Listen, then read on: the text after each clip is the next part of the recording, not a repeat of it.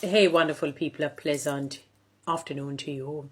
So, beauties and wonderful people. I was on a live last evening, and it was, when sometimes you just have those combative moments. Conflicts are, one of the things that I will want to say to everybody is that conflicts are necessary. Sometimes you have to allow the wound to come to the fore. You have to allow it to ripen, so to speak, in order to know what the best remedy to put on it. Oftentimes we have been averse to conflicts, thinking that it is bad when the teeth and the tongue meets, and the lips as well. It depends, but sometimes even you have to see how ugly it can get in order to find the remedy for it. It is almost like, when they have the cancer and the different types. Sometimes when it goes to the different stages, the doctor will know the best remedy to deal with it. At the particular stage it is.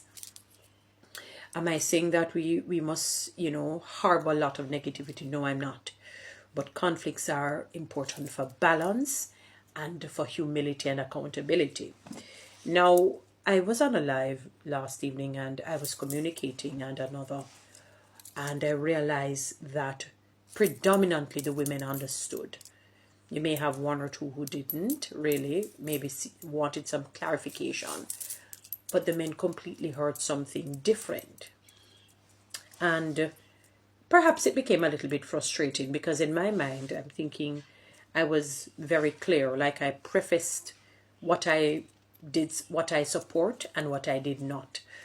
But it could also be a case where the men understood, but just didn't like the fact that I disagreed with what they had posited, because that is also a factor in communication. Sometimes the encoder, the decoder actually decodes what the encoder intended. So the issuer intends to send out a message that 1 plus 1 is 2.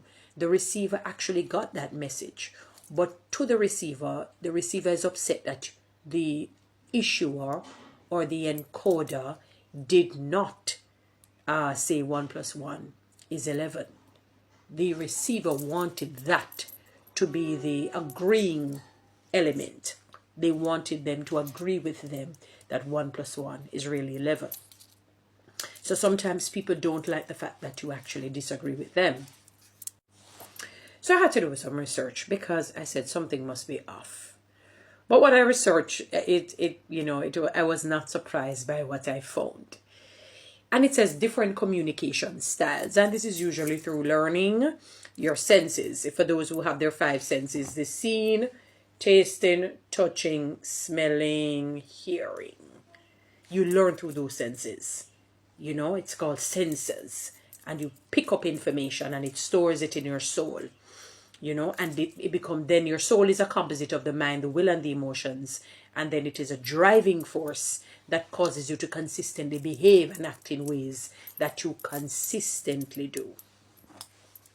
So for the men are often socialized to be more solution-oriented, direct, and emotionally reserved. So you won't see them get that emotionally charged up unless they're very angry and incensed and, anxious.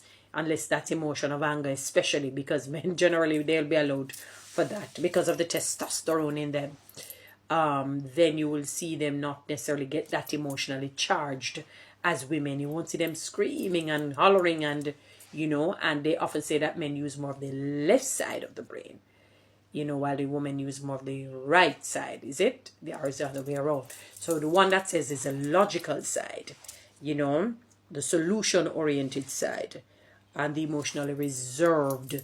So they're not going to be as dramatic and zealous and, flamboyant, all of these wonderful things as women. So they're socialized that way, while women are often socialized to be more emotionally expressive, nurturing and relationship focused.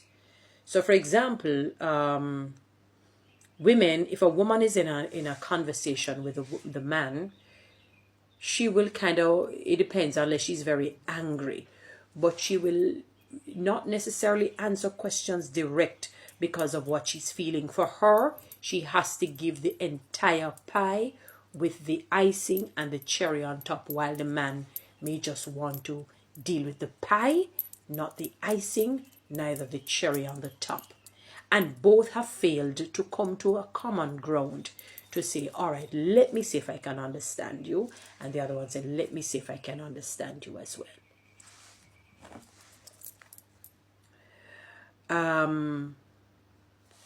And it's a mix of psychology, social conditioning, and individual differences. Biological wiring. Research shows that male and female brains process language and emotions slightly different. And that now it clarifies why the men would completely hear something that I did not say. For example, women may use more parts of the brain associated with the emotion and language. You find that women are very long-winded and wordy and expressive. Men are not necessarily like that, while men may compartmentalize more. Hormonal influences like testosterone and estrogen, definitely can also subtly affect how people react to stress or conflict. Social and cultural conditioning. Boys are often taught to toughen up. Don't cry and solve problems independently. Girls are encouraged to talk about their feelings. Be polite and care for others, because anything outside of that means you're tapping into your testosterone or the Y chromosomes. You're being a man. You're being masculine. So when conflict arises, men might shut down or go silent, while women might seek emotional discussion. So you will see, it's harder for women to just shut down. She has to really put herself in that mode and focus like that. While each side can misinterpret as coldness or nagging. So the men say the women are nagging, the women say the men are cold. Assumptions and expectations. Oh Lord, this one. We often assume the other person thinks like us. We are all guilty of that.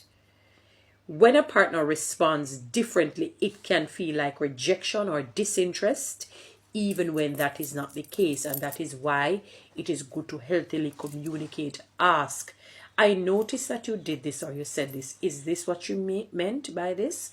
Or can you explain, because I'm interpreting it a particular way and it may not be that way. We need to be more candid like that. We need to be more free like that. Or we will constantly have unnecessary problems. Not make, even if you think the assumptions, leave it here and allow something else to come here. And try not to think it here too much. Fear of vulnerability. This is a big one. Both men and women struggle with vulnerability. You don't want to seem open. It's like you're an exposed sore.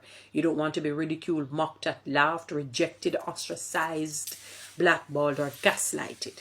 You can't take that psychological and mental and emotional pressure. So we're different in terms of the fear of the vulnerability. It says, but in different ways. If someone's afraid of being hurt or misunderstood, they might put up walls or lash out instead of opening up, which is true. And I've seen both genders operate in both areas. Ego and power dynamics. Women have ego too, but not maybe as strong as men. Miscommunication sometimes isn't about gender at all. It's about ego, pride, or control. If one or both people feel unheard or disrespected, it turns into a power struggle, not a conversation. So once disrespect creeps in, pride creeps in, control creeps in, being unheard creeps in, it's no longer a conversation. That's it. It is now a power struggle. I'm going to show you that I'm brighter than you. I'm going to show that you can't control me. And I'm going to show that I can shut you down and have the last word. And that is why we're having the battle of the sexes. Because both parties are guilty of same and not backing down to say, or let me hear you. Let me see if I can understand. Both parties are guilty. Both sexes are guilty of, I would call it ineffective communication or miscommunication. And sometimes a deliberate act in not understanding the other. So you have to make your calling and election sure and decide what you want. If you want a healthy relationship or a combative one. You make that choice, man and woman. Guys, you know what to do. Read TikTok and YouTube. Subscribe. Give me one of those lions.